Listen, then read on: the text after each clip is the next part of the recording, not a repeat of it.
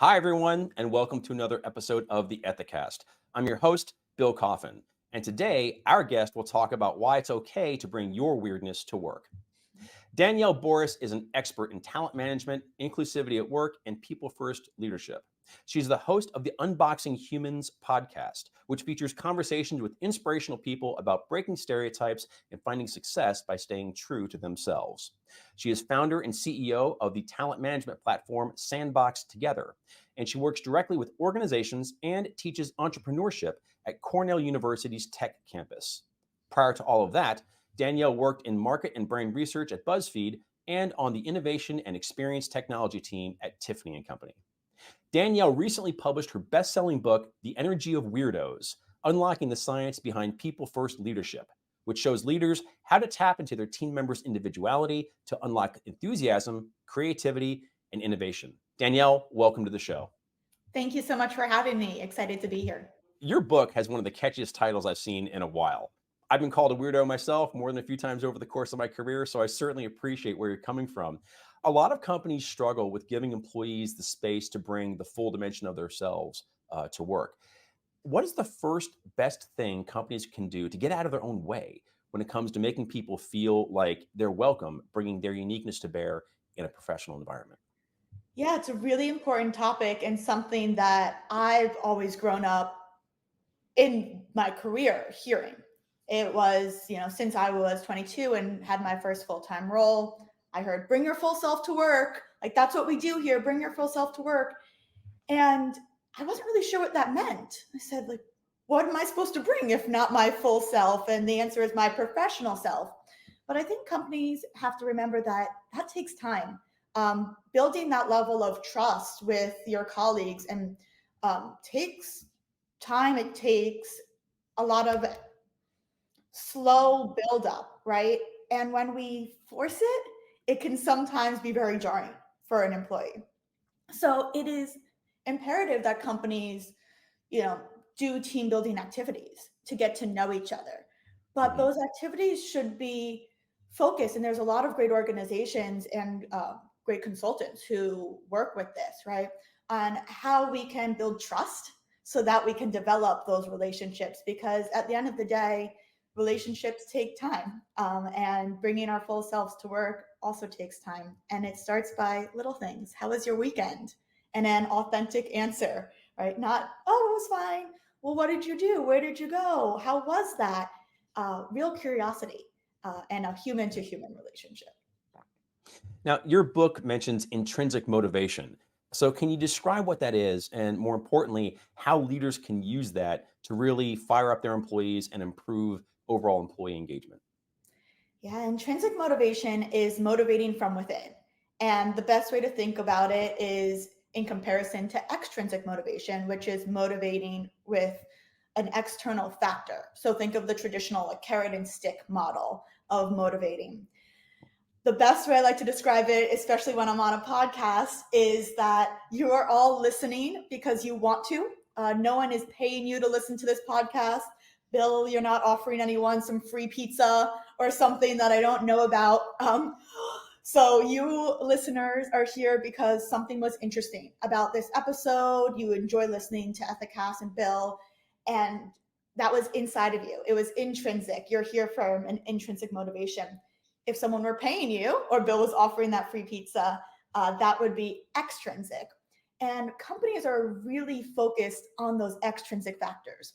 There's this mindset in work that no one will work unless we incentivize them with heavy vacation days, with bonuses, with free cold brew on tap at the office, ping pong tables, whatever it is. It's all focused on motivating from outside the self.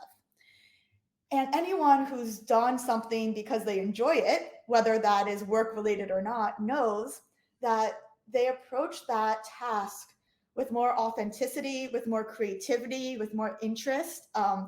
And honestly, they work harder at it because they're doing it for the love of it. So when companies can bring in intrinsic, to work, they can actually get better work out of their team members, and the team members enjoy the work more. So it's that shift that has to happen by focusing on what really interests people, what really fuels them. and giving work that aligns with that side of an employee. Engaging Gen Z can be a challenge, especially for millennial and Gen X managers.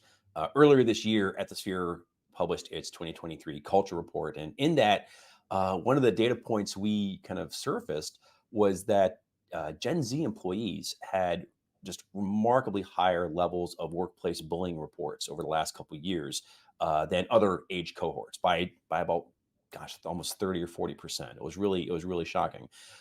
So I guess my question for you is, what are some tips you have for engaging our youngest generation of talent for whom psychological safety and inclusivity matter so much?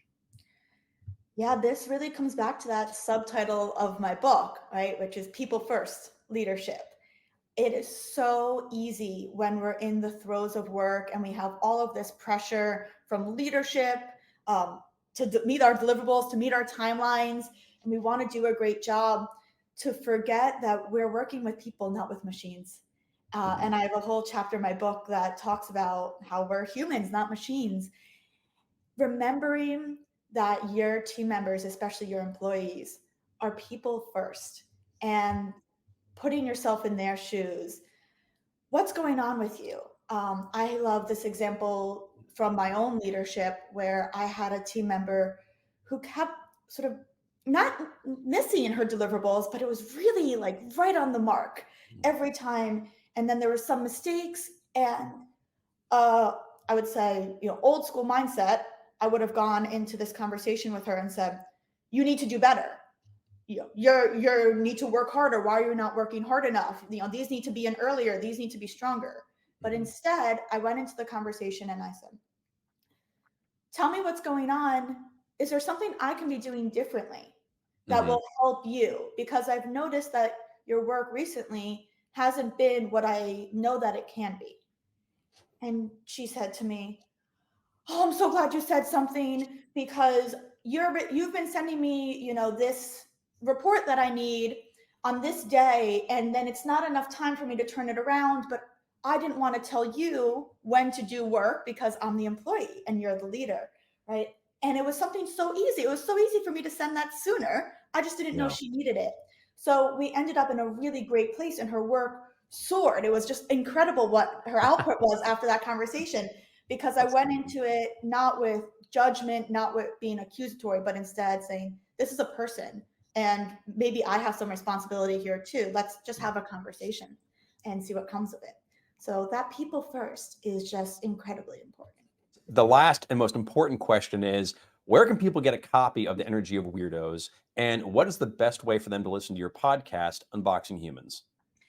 Definitely check out my website, danielleboris.com. I sell signed copies through my website of The Energy of Weirdos, and I also link to Unboxing Humans. But you can find Unboxing Humans anywhere you listen to your podcasts, and you can also find The Energy of Weirdos on Amazon.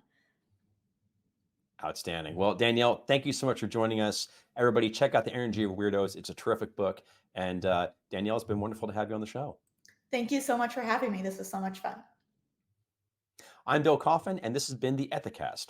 For more episodes of this show, please visit the Ethisphere YouTube channel at youtube.com/ethisphere. And if you enjoyed this show, please make sure to like and subscribe on YouTube or on our podcasting platforms at Apple, Spotify, Google, and Amazon Music. To learn more about Ethisphere's many exciting products and programs, including the world's most ethical companies, the Business Ethics Leadership Alliance, and our data benchmarking platform, The Sphere, please sign up for our biweekly newsletter, Ethisphere Insights, at ethisphere.com/newsletter. Thanks for joining us. And until next time, remember, strong ethics is good business.